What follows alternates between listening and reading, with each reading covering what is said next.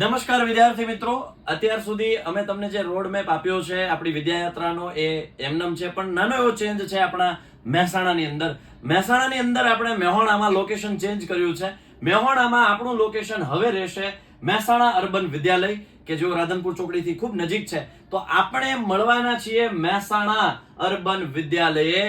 ભાઈ ટાઈમ એનો એ જ છે, કોઈ ચેન્જ નથી. બપોરે 2:30 વાગ્યા આસપાસ તમારે સૌએ ત્યાં પહોંચી જવાનું છે.